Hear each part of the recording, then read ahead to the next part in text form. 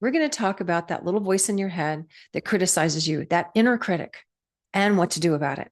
Usually, the root of that inner critic in your head came from a parent or an early caregiver. This is especially true if people had narcissistic parents, selfish parents, or just critical parents, just plain old, you're not good enough.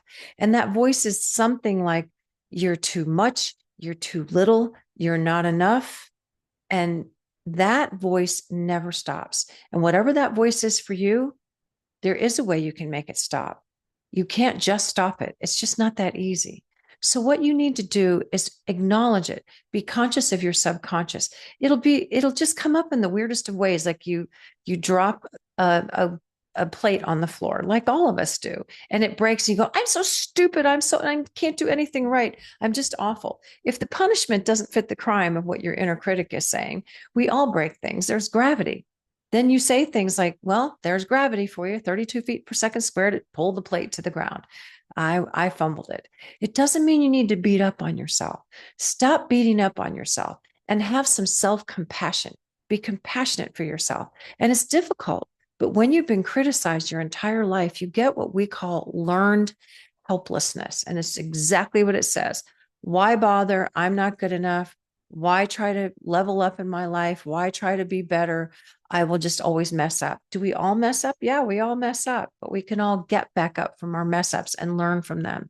So when that inner critic is devouring your ability to function with kindness toward yourself, you have to stop.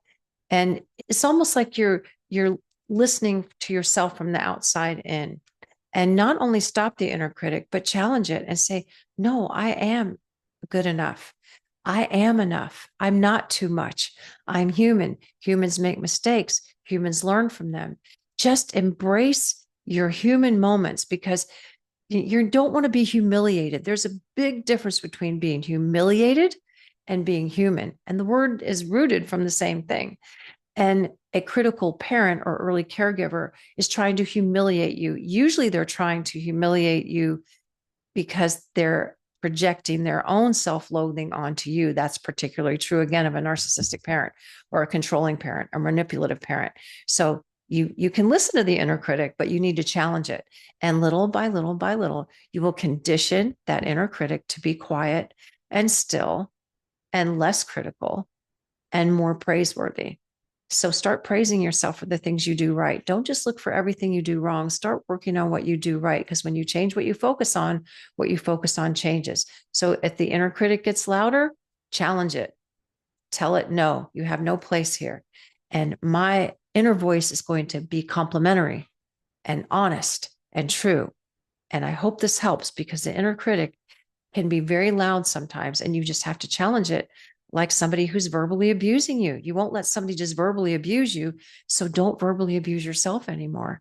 Be kind and compassionate toward yourself with humanity, not humiliation. Embrace your humanity. And I hope this helps.